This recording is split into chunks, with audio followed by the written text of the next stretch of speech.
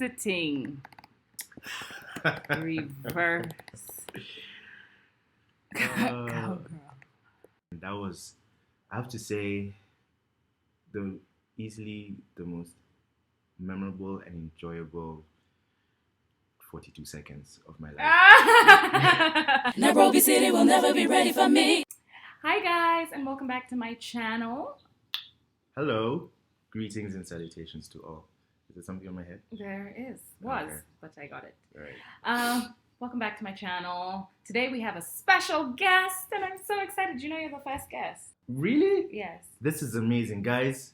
Oh my God, I can't tell you how privileged. No, anyway, no, this that's awesome, man. Yeah. Timothy. Yes, that is my name. You want to tell people why you're here? Like, why are you the chosen one? You know, I ask myself that every day, and it's. Well, I am here to talk with Kaz about the boy child. pretty much about the boy child. Yeah. It's a trending topic, but I think the way that the boy child is being perceived is more like negatively. Yeah, or maybe not negatively. I just say I feel like he's abandoned. Like there's not a lot of conversation around the boy child, and yeah, maybe when it does happen, it's not super positive. Like, yeah, hooray, the boy child. And it's also not taken seriously. Yeah. So. Because the world right now is fucked up. Yes, that's true. Oh, yeah. We can cuss. I like that. We can fucking cuss. Yeah, but the world is pretty much, looking at you guys now. Yeah. It's true. The women, focus is feminine. Even though the focus is and the trend is about equality and about feminism, I still think that in order for there to be any form of equality, that guys need to be taught certain things. Absolutely. So without that education, then all of our efforts just go to waste. It doesn't matter. I couldn't agree more with that. It has to be balanced out, and I think the way we started this conversation was talking about, how it's such a great thing that there's a lot of empowerment that's going to women now, and that's the whole buzz is about that. And I think it's actually making just women in general just stronger as well. Should I say the subsection of the human race? There's a lot of support. There's a large support base for women, I feel, at least from what I see. But that's great. But in order to balance that out with men, there has to be a conversation about how perhaps we feel, or how we can even be part of what you guys are doing, and how we can work together. Absolutely. Let's specifically talk about sex education amongst young boys. Mm-hmm. There's so much, I'm going to go a little heavier on this. There's so much cry when it comes to any kind of abuse against the women. We're always victimizing the women, which they are in that sense. But then nobody's ever talking about teaching boys not to do certain things. Like, don't rape her, don't abuse her, don't beat her. It's always she was beaten, she was raped, she was abused, Yeah. So there's nobody talking to the boys, and I feel like we really need to have these conversations where we're talking to young boys when they're coming into adolescence, into adulthood, into manhood. And maybe you can tell us a bit about how it was for you growing up. Do you have any older brothers? I do have an older brother. I have an older sister, and I have a twin sister. And so, it's 2 boys, 2 girls. It's a pretty sort of balanced out family. But no, growing up, I don't remember getting any advice, save maybe from my friends. And we're all in the same boat, which is, no one really even talks about the first time you kiss a girl, and what to do. And what to do. You find girls. I don't really recall being told to do anything, to be honest. You were talking about kissing girls. Yeah, the first time I kissed a girl, it was a nightmare because I had a gigantic crush on her. Everyone knew about it. All my friends knew about it. And we played a game of spin the bottle. She's actually a singer like you. Is it? Up to today, yeah. So we know who she is. Yeah, we kind of know who she is. But no names. But anyway, the point is, she eventually, she's the one who had to come up to me and kiss me because I was just frozen and terrified. Like what are you supposed to do? Kiss as well? No, but she was younger than me, which is the girl child, man. That's yeah, man. Story. Power to you guys. But anyway, just even things like sex, I didn't get any advice from any of my folks, and I don't think it was necessarily their fault. It's just maybe it's a cultural thing. I don't know, and maybe this is the things that we're trying to discuss, right? Absolutely, but I think that girls also don't get education when it comes to sex. But the one thing that we do get told by our parents is like, I think across the board, girls are often taught about their period. Like, it's going to come, this is what you need to do. And I actually did a video about how I faked my first period just because all of my friends had gotten their period and I know. I was a late bloomer. I didn't get boobs or nothing. Yeah? Until like much later. Hey, well, it came out, yes. Well, thank you. I was also a late bloomer, but I was the shortest in my family. What is a late bloomer? Your penis doesn't grow full length until later. Yeah, there's that as well. Yeah, I remember the first time. Do you guys know that? Yeah. The first time I ever tried a condom, I was like, maybe 10. Just to try it out. And I went to the bathroom. I was rock hard. I don't even know what was happening. You were 10. Actually, I was 11, and I had just. That's the first time I watched porn. Uh-huh. Yeah, that was trippy. So I went to the bathroom and I tried it on, and it was like trying to put on a gumboot, on a small foot. On a really small foot, and I remember feeling really bummed, like. I really hope this is supposed to be baggy like this. Otherwise, if it's supposed to be a snug fit, this is terrible. I was so depressed. What did you then do with the condom? Oh, I chucked it and I jerked off. Oh. So like a depression jerk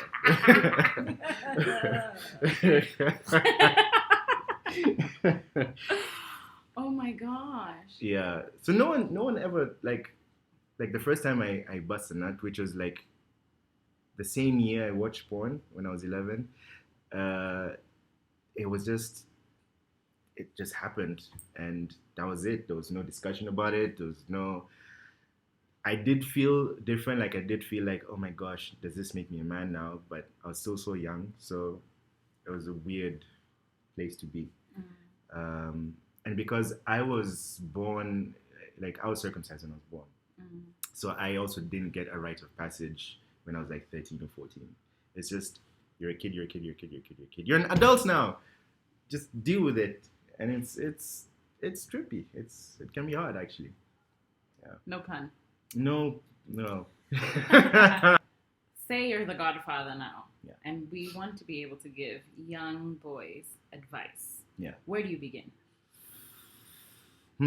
I think the first thing I would say is that it's okay to feel weirded out by yourself and even feel like you want someone to talk to. I think that should be a first step, that you feel like, hey, what does this mean for me? And that you should reach out. The challenge is to who, because our dads we don't really talk with our dads, so it's a tough one. It's a tough one. Who do you talk to? Yeah. I'm really not sure. And the internet, not Pornhub. Yeah, Pornhub. I feel like it's the go-to for sex education for young boys, but it's not the right one, because boys grow up thinking that that's how sex is supposed to happen. Absolutely. They don't understand when, they get into a room and they're choking and pulling someone's hair and slapping their ass, and they're like, you need to calm down. Yeah. And he's like, but this is how it's supposed to be. Yeah. And it's not. It's not. No, the answer is not porn. So what would then be the answer? What do we do for these young boys? I think we're doing it now. I think we are. Reach out to me, and I'm gonna ask my guy friends. Yeah. And then I'm gonna respond accordingly. Absolutely. And by the way, like totally seriously, definitely reach out to her. A boy is 10. Yeah. he's going to have the encounter where somebody comes to show him porn on their phone or whatever, however it is, if they can watch it. Yeah. And then he gets a hard on.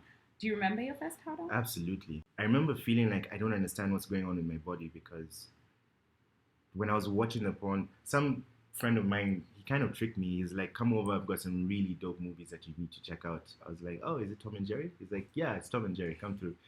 And I went over to his house, and he was already rewinding the VCR. Remember VCR? Yeah. Man, I shouldn't have said that. That's very telling. Anyway, I remember the first shot that came on the screen, no pun intended, was a close-up of a chick sitting on a guy. You can't touch this. Cheers. Yeah, and they were both facing like, what's that position called? I really like it. Which one? Where like they're both facing like reverse cowgirl? Yeah, but like on a couch. Or like sitting version of. God, it's my favorite. I'm sure it has a name and we can find it. Yeah. Sitting. Reverse. Cowgirl. That's what it's called.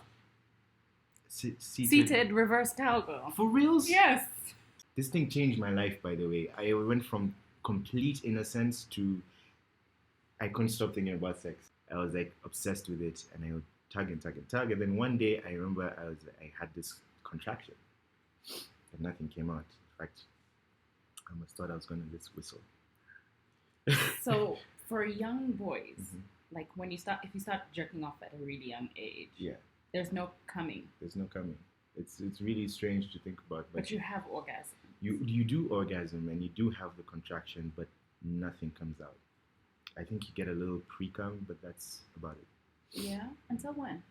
Until one day it just comes out of you. I think it's just been cooking. And what's that like? What's that experience like after all this time of jerking off and nothing happens, and then suddenly you come? Like, it's fucking amazing. Like, is it? It's not like scary. Like, what the fuck is happening? Because I think that it would have been like that if I hadn't watched the porn. Okay. But I knew that that's what's supposed to happen, so I was like, yes. It's like, yo, I'm hitting the streets tonight. Did it feel like bad manners? Like it was dirty secret? It definitely did. And that's why I was just like super obsessed with it, because it became a little go-to, my little getaway. Yeah. I was super obsessed with masturbation as a little girl. Were you? Oh my gosh, yes. I think I started masturbating when I was like 7 or 8. But like all the time. For real, right? Yes. Like 2-3 times a day, 4 times. Yeah. I can relate.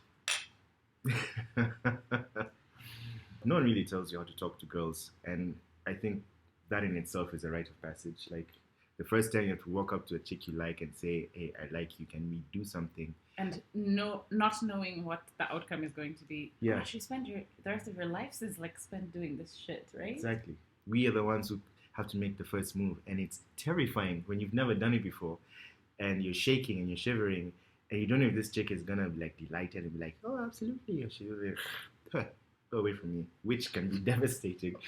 Oh my gosh, that's a whole different topic. Rejection. Yeah. I'm dealing with that. There's so many men who don't know how to bounce back after rejection, and it kind of changes your life. That's also like another shift that happens in your life. Yeah. Rejection, and then there's heartbreak. Yeah. You have to be the one to approach a girl, usually, at least traditionally, and like, what do I tell her? Like, I don't know, just tell her hi. Start from there. So you go and you're like, hi. And she's like, hello. I remember this actually happened, and this girl, bless her heart, she was so sweet. She was like, would you like to go with me on a walk on the beach with me? Because we were on the beach and this happened. You see, these guys are so lucky because they grew up in the coast. Yeah. They have the beach. That's like the best line. Would you like to take a walk on the beach with me and watch the sunset? Yeah. But I just wanted like to get my finger in somewhere. Like I was already in that stage. I wasn't like romantic. Yeah. We were a group of us, and eventually I tried to slow us down, so it was just her and I, and I was like, look, there's something that I really, really want to ask you, and I just don't know how to ask you. And she's like, whatever it is that you want to ask me, the answer is yes. I was like, oh, this is easier than I thought. So we're just like, it's like, how's that? No, and I was like, can I kiss you? And she's like, yes. And that again was terrifying. And mind you, this was not the first time I kissed a girl. This was the first time I'm asking someone to kiss them. Still terrifying. Then after that is you just kind of go through your teen years, pumped full of hormones, so you want to fuck anything that moves. Even if it doesn't move. Even if it doesn't move. Like a pillow. Yeah. And then there's that, and then there's sex. Yeah, sex. And that was, I have to say, easily the most memorable and enjoyable 42 seconds of my life. I've been thinking about it for so long, and I'd been visualizing for so long that it felt exactly the way I thought it would. Really? Yeah, that's how obsessed I was with it. Okay, boys, just so you know, the first time that you have sex will always last, even that 30 seconds is long. Yeah. I don't even think you get to like pump more than once. Yeah, it's like maybe 7 strokes. 7? Max. Yeah. You're pushing it. You're pushing it. Yeah? Yeah, you're pushing it. It's like 1. But you see, like the nervousness kind of holds you back a little bit until you really feel like, oh my god, this is amazing. Then you pop. Meanwhile, you guys go completely unsatisfied. What about for you? Like, we're gonna do another video talking about first, so I'm saving my story. Okay. First time for girls is not pleasurable. It can be, but it takes a lot of thought and time and effort and lube. Lots and lots of lube. Yes. But I was very young when I broke my virginity, and it was in the back seat of a car. Right. And I was sitting on top of this guy. I'm lucky because I broke my virginity. I don't know if it's lucky, but I broke my virginity at the same time as him. So we were breaking our virginities together. That is so sweet. Oh my gosh, that's it's quite cute. Yeah, that's like rom-com thing. Yeah, but then it was not fun. It wasn't painful. I mean, it was painful. It was uncomfortable. Yeah. And sex can still be painful for women throughout. It's just I really advise for people to use lube all the time. Yeah. Like, if you're not like properly lubricated. Yeah, like if you're gonna have a lot of sex, like have lube the same way you always carry on your phone. Just have it.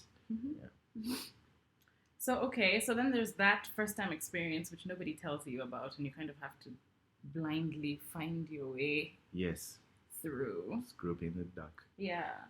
That was my own personal ultimate rite of passage into manhood. I felt like a man at that moment. Yeah? Yeah. Insert violin music. Yeah, I know. That's like some deep shit right there. From when you were 18 until now, do you have like highlights? Yeah, I do.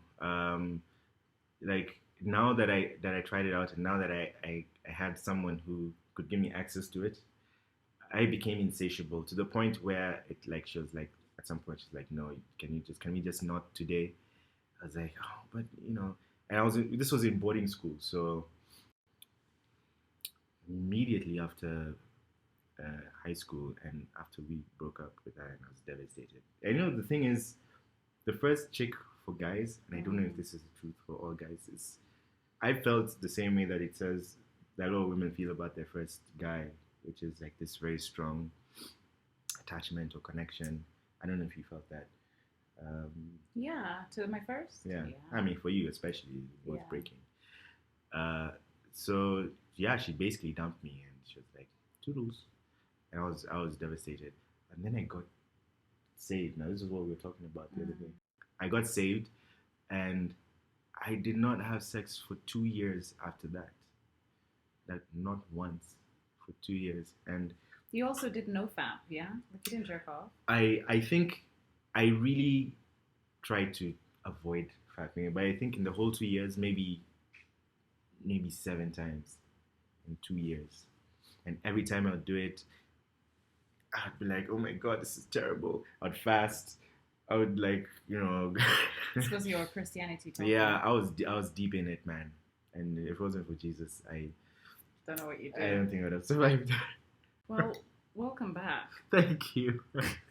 It was. Okay, so now in your vast, well, I guess vaster knowledge of sex and sexuality with guys, I mean, not with guys, not sexuality with Well, guys, well.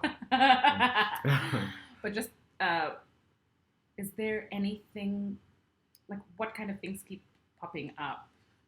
No pun. Wow, we're gonna have a field day today. What kind of things keep coming up that you think, oh my gosh, nobody taught us about this? Like anything that you want to talk about?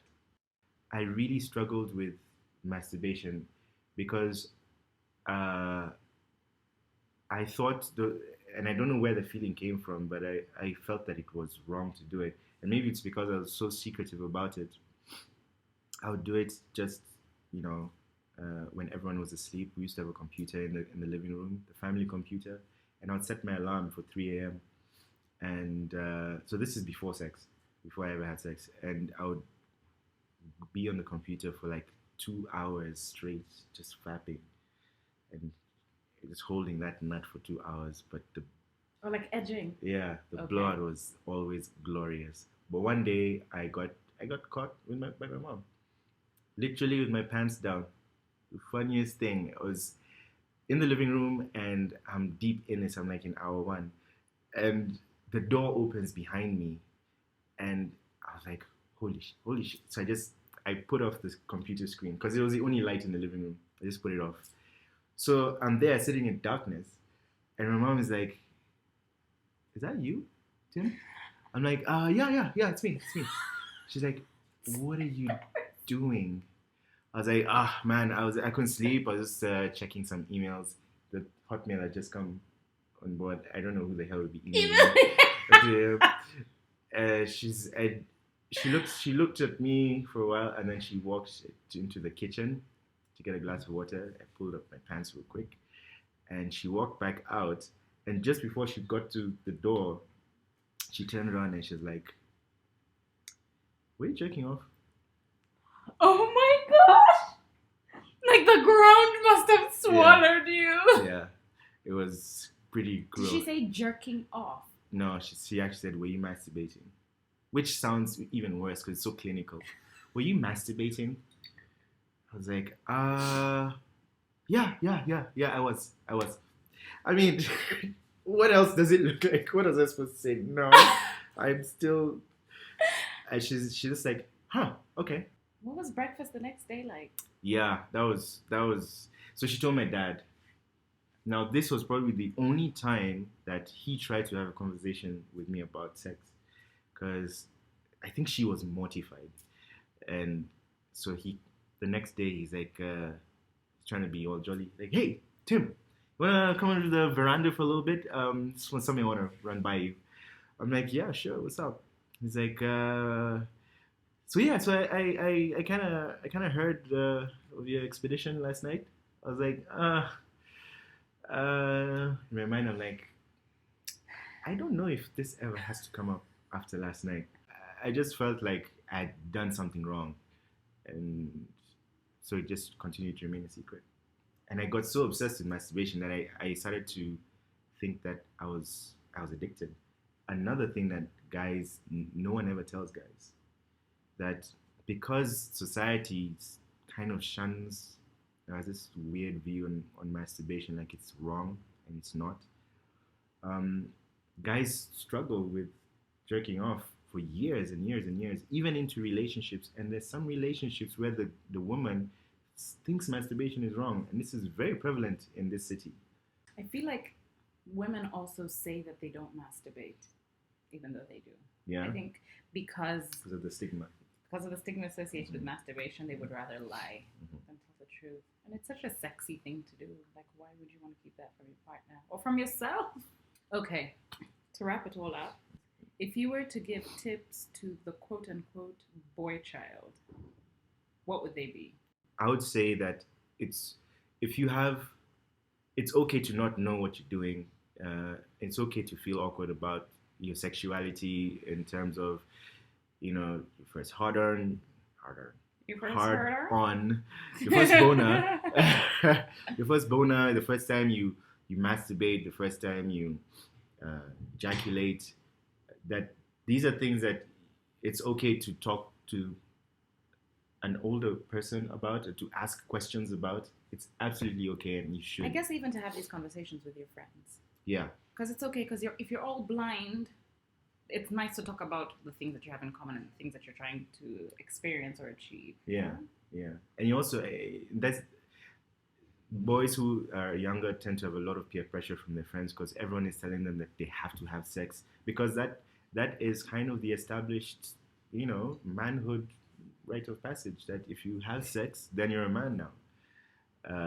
And guys, young kids can feel a lot of pressure that they're not men because they've attempted sex many times, they've just been laughed at, and that can also affect them. It's okay to masturbate. It's just go for it. Just go for it. Yeah, because when you keep it a secret, it's not a bad thing, and maybe you come from a family that's very religious or staunch, and that can be a challenge, but it's okay to masturbate. It's okay to say that you do, even though all your friends would probably laugh at you, but it's actually supposed to be okay. Stand out. Be the cool kid. Yeah, be the cool kid. Because otherwise you keep it a secret, and that's how you can get addicted to things like the masturbation itself and porn. It's very easy to get into that porn destructive. Yeah. Always question things, because you learn about your sexuality for the rest of your life. Yeah. I don't think there ever comes a time when you can just say, I know it all. No, never. And also another tip, it's okay for you to feel uncomfortable if a girl wants to have sex with you and you don't want to. This is something that is a huge misconception, that just because you're a dude, if a girl is like, yeah, I'm down to fuck, then you should automatically be down as well. You might not want to, and that is fine. It's okay to say no. It's okay to say no and not feel ashamed about it. You can also say stop. My final sort of thing my parting shot is that as a guy, I understand that guys have a lot of questions that go unanswered, and I think this is an amazing idea that Kaz brought up, because we don't talk about this stuff as dudes, and it's taken someone like her to be like, why don't we have a platform where you can talk about it? And it's important that you realize that you should ask questions, and you shouldn't feel isolated and alone. Yeah. And please subscribe and turn on the notifications so that every time I put up a video, you have. Is that where it is? I think so. Okay. Yeah. And every time you have, every time a video comes out, then you guys get to be the first ones to see it. Check it out. And there's a video every week, so it's quite cool. Cheers. Cheers. Bye, guys. Bye.